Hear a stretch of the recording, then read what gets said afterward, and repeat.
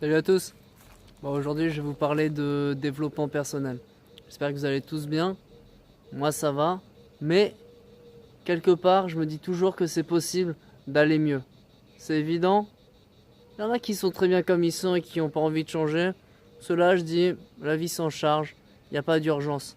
Ce qui est important, je pense que c'est d'avoir une certaine volonté de tendre vers une version de soi qui est meilleure, vers une idée de perfection ou quelque chose qu'on peut appeler comme ça. Au final, le développement personnel, pour moi, c'est une manière de rencontrer des gens qui sont super et de leur apporter ce que je peux leur apporter quand eux m'apportent ce qu'ils peuvent m'apporter aussi.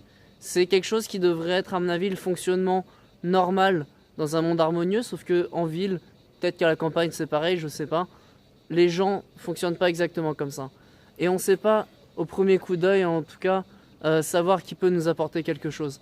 Dans le développement personnel, ce qui est bien, c'est que il y a des personnes qui se sont spécialisées dans quelque chose, il y a des personnes qui ont des manières d'aborder la vie et des manières de nous parler qui sont particulières et où on va en fait avoir des déclics sur sa personnalité.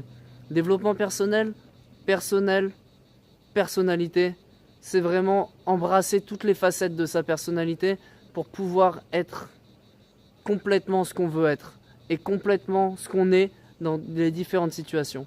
C'est lever tous les blocages qu'il peut y avoir sur une certaine manière d'être avec nous, une certaine façon de se comporter avec l'extérieur qui est automatique en fait. Ça va avec la vidéo d'hier sur la relation à soi. Je pense que le développement personnel, c'est se permettre de continuer ce cheminement avec les autres.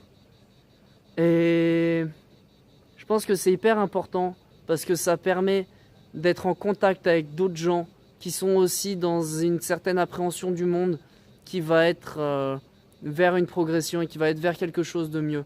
Et ça, c'est quelque chose qui est inestimable. Ça peut être un petit peu cher de temps en temps, mais là-dessus, je vais citer un pote à moi qui s'appelle Arthur Benoît et qui m'a dit un jour: mais t'es marrant, toi, en fait, alors qu'il a vraiment rien pour le développement personnel de base. Il me fait: mais t'es marrant, en fait, t'as peut-être raison. Au lieu de t'acheter des conneries, des objets qui servent à rien et de te payer des coûts pour être heureux, tu vas voir des gens et tu les payes pour qu'ils te rendent heureux.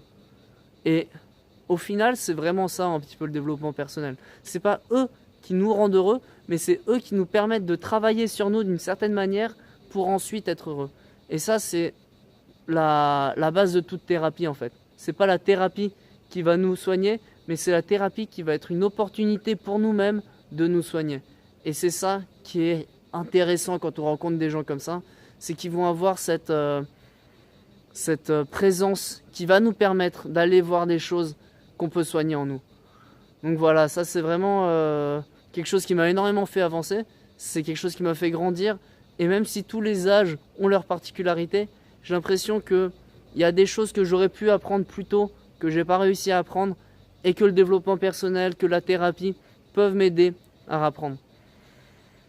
Quand je dis thérapie, c'est tout ce qui est thérapie alternative. Pour moi, voilà, il n'y a pas de meilleure thérapie que d'autres. Ça dépend vraiment du praticien et de ce en quoi vous avez foi.